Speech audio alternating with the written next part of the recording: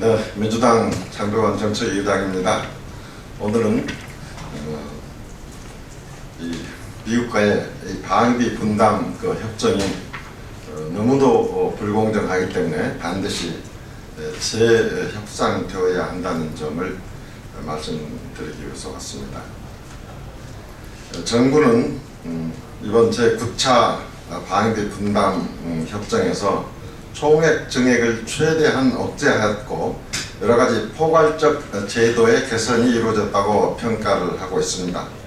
그러나 우리 민주당은 우리 당과 시민사회가 지속적으로 제기해왔던 분담금의 총액 지원 방책, 군사기지 이전 사업으로의 전용 문제, 그리고 협정의 유효기간, 그리고 한국인 근로자의 처우 문제 등 근본적인 문제점이 전혀 해소되지 않은 매우 불공정하고 미흡한 협상이라고 평가를 합니다.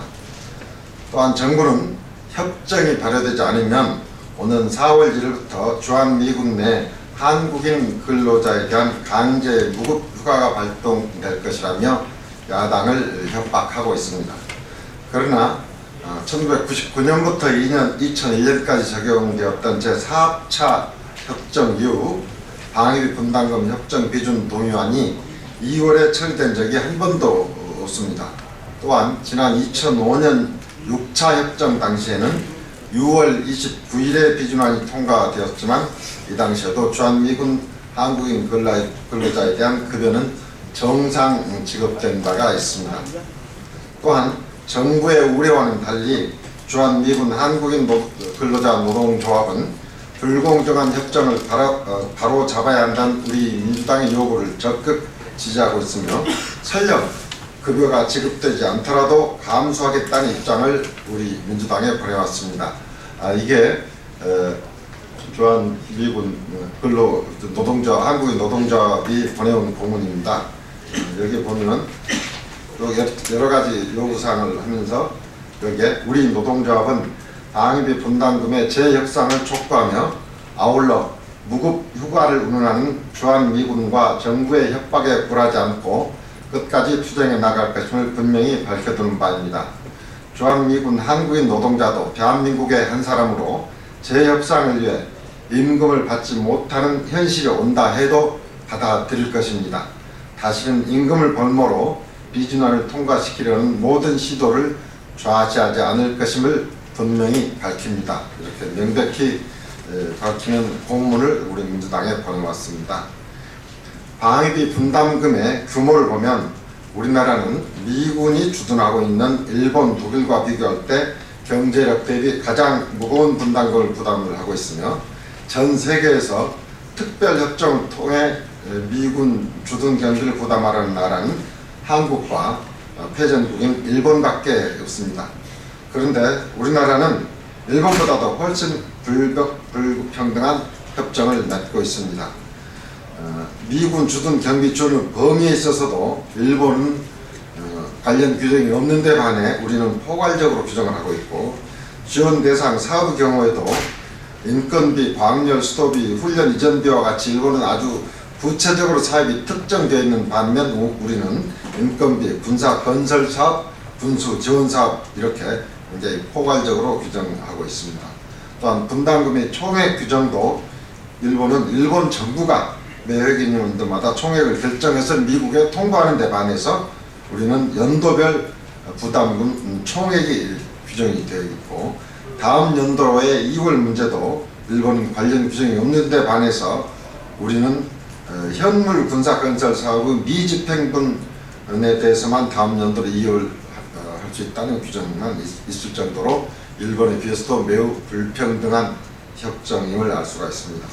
따라서 민주당은 정부에 다음과 같이 요구합니다.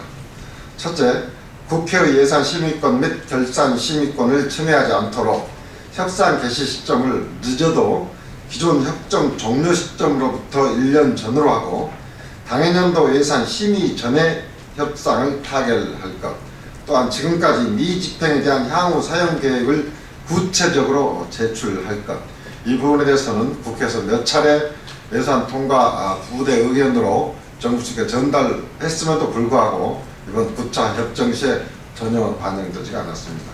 둘째로 방위비 분담금 미군 기지 이전 비용 전용 문제에 대한 논란을 없애기 위해 한미 연합토지관리계획 협정을 개정하고 국차 방위비 분담금 특별협정문에 전용 문조를 양해한다는 표현을 어떤 형식으로든지 포함을 시킬 것. 이 방위비 분담금의 미군 기지 이전 비용 전용은 한미 연합토지관리계획 개정협정과 방위비 분담 특별협정 그리고 국가재정법 45조의 예산의 목적 외 사용을 금지하고 있는 규정에 위반되는 사항입니다. 셋째로 방위비 분담금의 투명성을 확보하기 위해 일본식의 소요 충족형의 도입을 전향적으로 검토할 것. 제9차 협상에서 양국이 분담금 총액을 합의하면 미국이 재량권을 가지고 사용하는 포괄적 총액 산정 방식을 그대로 유지하고 있는 문제점을 개선을 해야 한다는 것입니다. 넷째로 평택 미군기지 이전이 완료되는 2016년 직후에 제10차 협상을 할 수 있다는 제안을 미국 측과 반드시 재협의할 것. 미 2사단의 평택기지 이전이 2016년까지 완료되게 되어 있습니다. 근데 이 사업이 완료되면 군사건설 사업 소요가 대폭 줄어들게 되어 우리 측의 부담이 줄어드는데도 2018년까지 이를 전혀 반영할 수 없도록 제9차 방위비 분담 협정을 맺은 것은 심각한 문제가 있기 때문입니다. 다섯째로 방위비 분담금 미집행액의 이자 수익의 정확한 규모와 동수익의 귀속 주체에 대한 미국 측 해명을 국회에 제출할 것.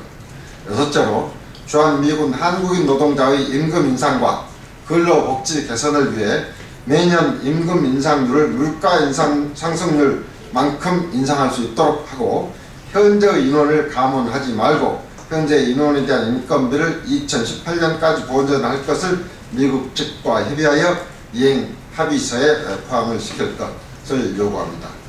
민주당은 이러한 요구가 불공정하고 불투명하게 사용되었던 방위비 분담금의 잘못된 관행을 바로잡을 수 있다고 믿으며 새누리당과 정부는 국민의 혈세가 바르게 쓰일 수 있도록 추가 협상 등 제도적 보완 대책 마련에 즉각 나서 줄 것을 요청합니다. 또한 정부 측은 사실 이러한 분담금 협정을 맺을 때 정부 내부에서도 좀 국가적 자존심을 우리가 지킬 수 있는 범위 내에서 협정이 이루어지도록 정부 부처 간에도 긴밀한 협의가 있어야 합니다. 그러나 이런 협정에 대한 정부 부처 내부의 협의 전혀 없이 진행되기 때문에 이처럼 우리 국가의 자존심에 큰 상처를 주는 협정이 이렇게 지속되고 있다는 문제점을 끝으로 다시 한번 지적을 합니다.